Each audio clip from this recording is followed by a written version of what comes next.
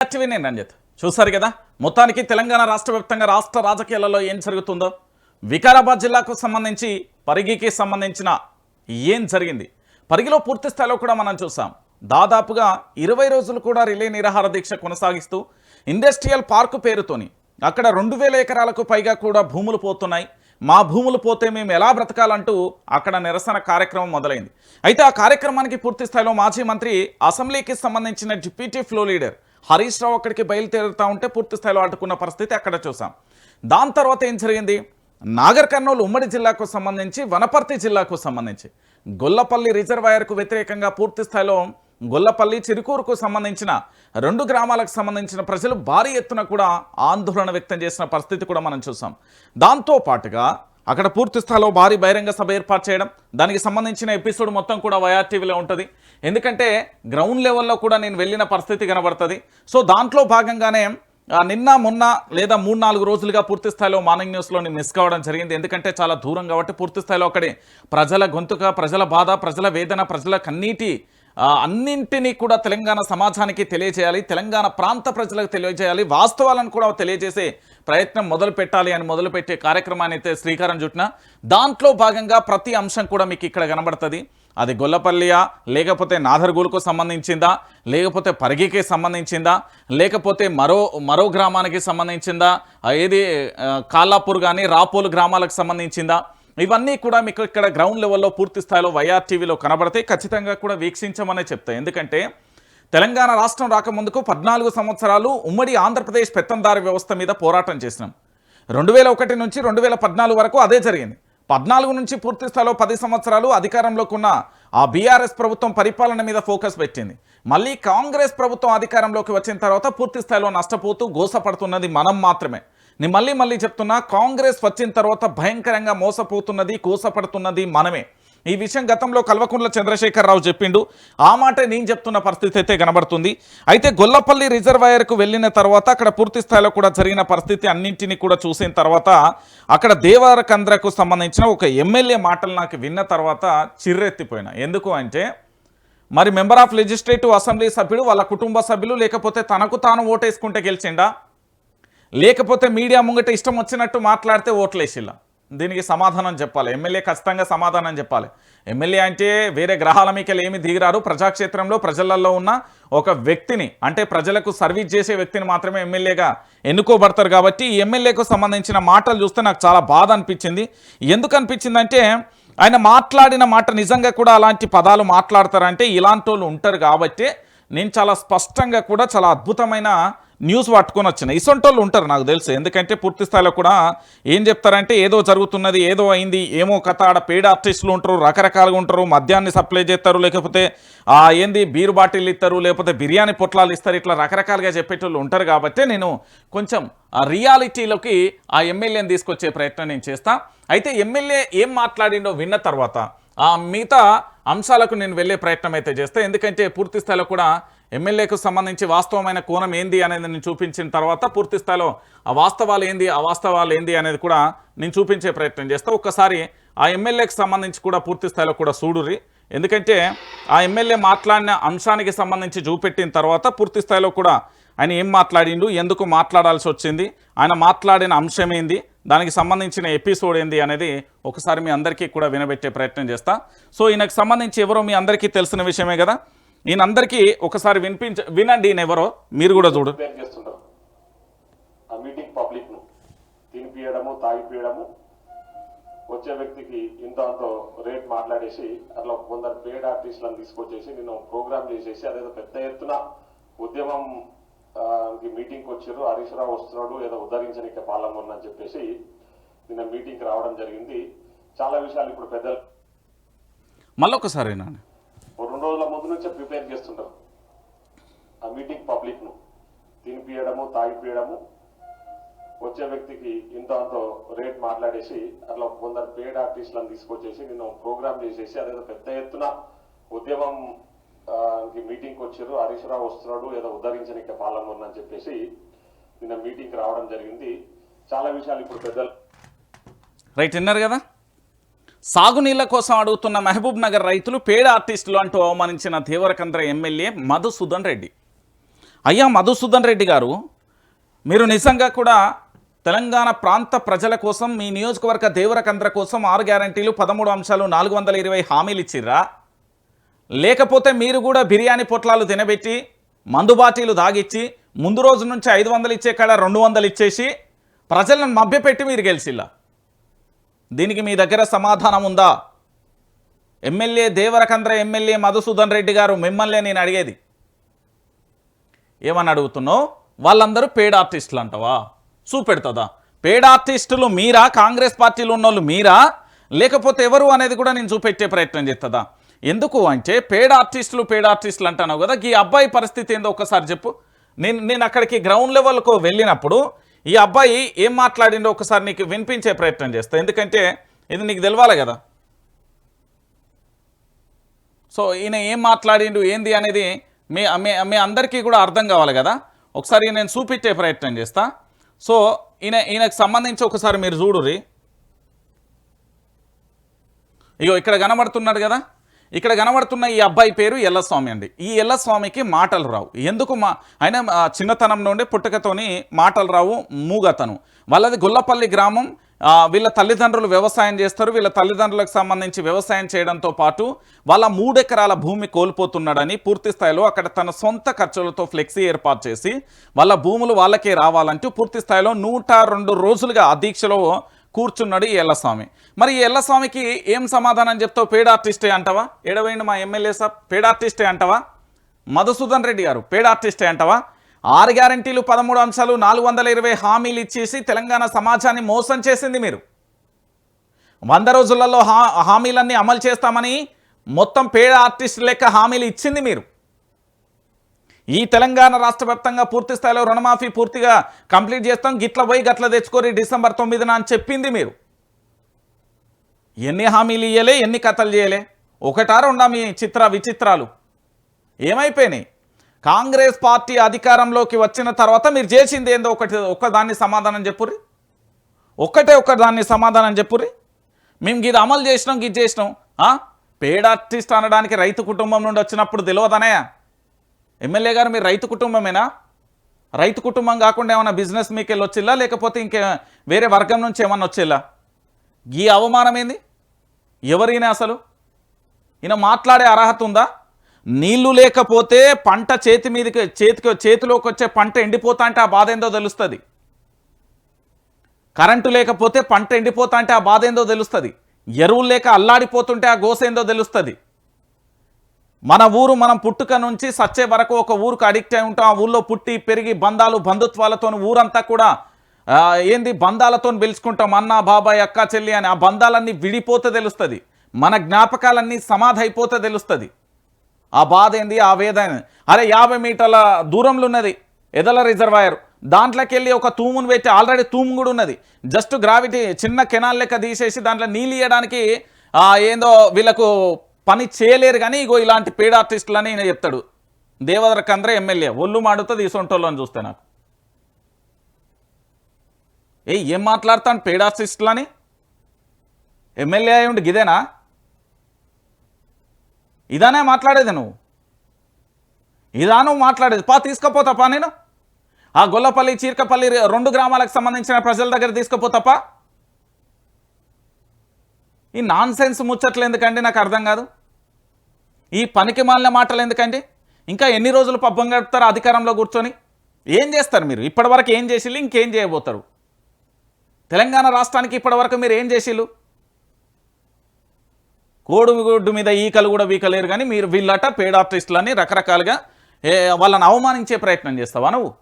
రా 12 గంటలకు 1 గంట కూకొని ఏసీ కార్లలో 2 గన్మెన్లను పెట్టుకొని ప్రభుత్వం ఇచ్చిన డీజిల్ పెట్రోలు మేము ఇచ్చే పైసలతోని ఆ కార్లలో తిరుగుడు కాదు. 4 రోజులు వచ్చి ఆ దీక్షా శిబిరంలో కూకో. మండు టెండర్లలో ఎట్లా కూకుంటారు, వడపోత వస్తా అంటే ఎట్లా కూర్చుంటారు, ఆ భోజనాలు ఎట్లా చేస్తారో, ఆ నీళ్ళు వేడైతే అంటే ఎట్లా దాగి అక్కడ దీక్షలలో కూర్చుంటారు. వాళ్ళ భూములకు సంబంధించి మరి చుట్టూ పచ్చగానే ఉన్నాయి కదా. ఇష్టం వచ్చినట్టు నోరు ఉన్నది కదా అని అదుపు లేకుండా మాట్లాడుతా అంటే కుదరదు. ఇది తెలంగాణ పోరాటాల గడ్డ. నీలాంటి వాళ్ళని మస్తు మంది చూసినాం ఉమ్మడి ఆంధ్రప్రదేశ్లో. ఏం మాట్లాడతాడో ఈ నూరినే? 2 రోజుల ముందు నుంచే ప్రిపేర్ చేస్తుంటారు ఆ మీటింగ్ పబ్లిక్ ను తినిపియడము, తాగిపియడము, వచ్చే వ్యక్తికి ఇంత అంతో రేట్ మాట్లాడేసి అట్లా కేసీఆర్ ప్రభుత్వం అధికారంలో ఉన్నప్పుడు మీరు చేసిన ఉద్యమాలు మొత్తం బోగసాయి తెలుసా? ఎవిడెన్స్ మొత్తం నా దగ్గర ఉన్నాయి. ఇప్పుడు అయినా ముఖ్యమంత్రి లేకపోతే మీ కాంగ్రెస్ పార్టీ అధ్యక్షుడు, మీ కాంగ్రెస్ పార్టీ ఎవరో ఎండలకచ్చు నినాదాలు నిరసనలు ఏం చేయలే. మీరు ఇంట్లో కూకుంటే మిమ్మల్ని గెలిపించింది మేము. ఆ తప్పు చేసినామనే కదా తప్పును సరిదిద్దుకునే ప్రయత్నం చేస్తాను. ఏం చేసి ఇప్పుడు అట బోగస్ అట 2 రోజుల నుండి ప్రిపేర్ చేస్తారట. ఏమన్నా నువ్వేమన్నా మందు పంపించినావా, ఏమన్నా బీరు పొట్లాలు పంపించినావా, పైసలు పంపించినావా, మీ ఇంట్లోకి వెళ్ళి ఏమన్నా పంపించినావా?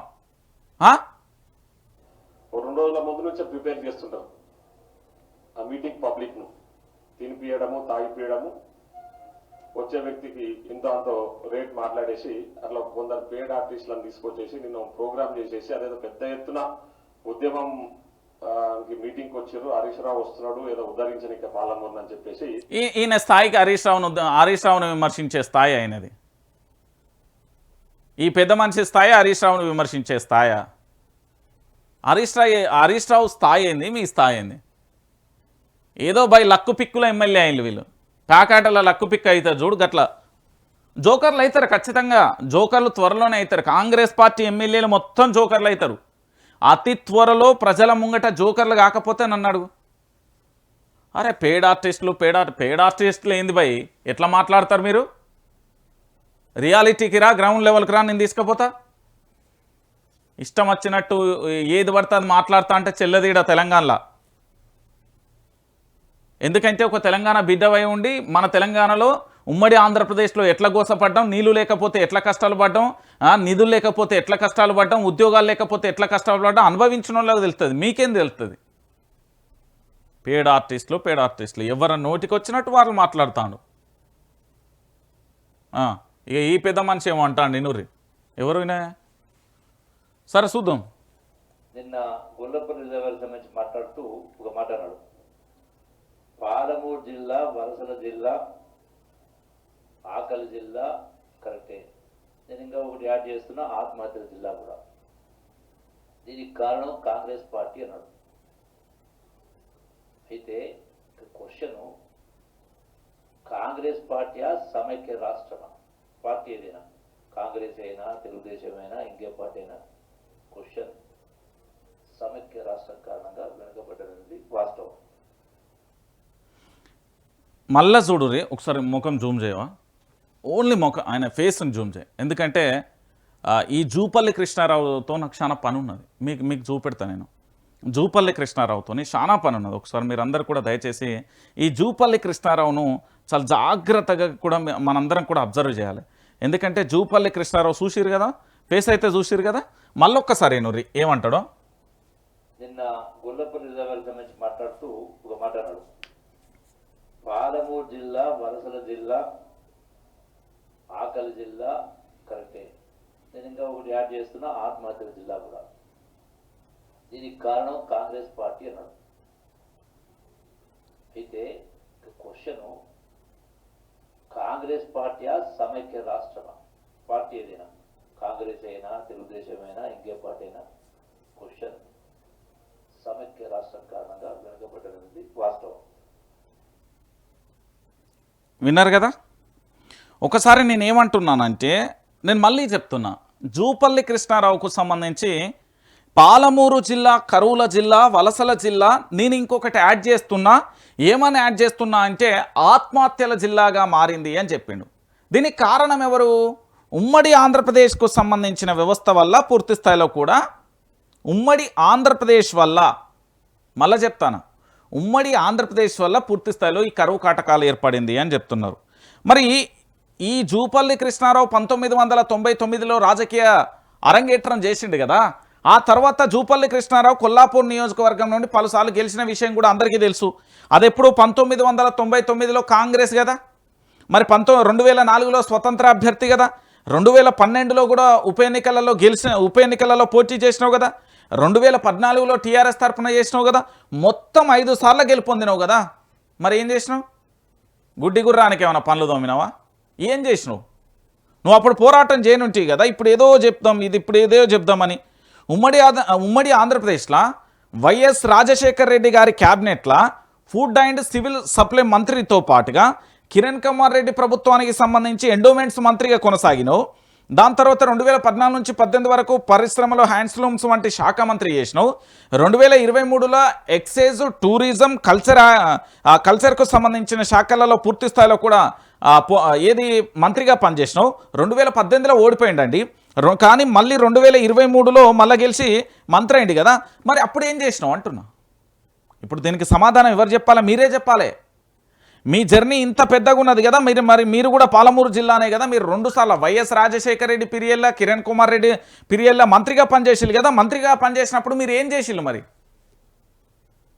ఎక్కడి దొంగలు అక్కడే గాప్చిప్ అన్నారా, లేకపోతే ఇంకేమన్నా చేసిల్లా? దీనికి ఏమన్నా సమాధానం చెప్తాడా సారు? జూపల్లి కృష్ణారావు మంత్రి పదవి లేక ముందుకేమో చాలా రకాలుగా మాట్లాడతాడు.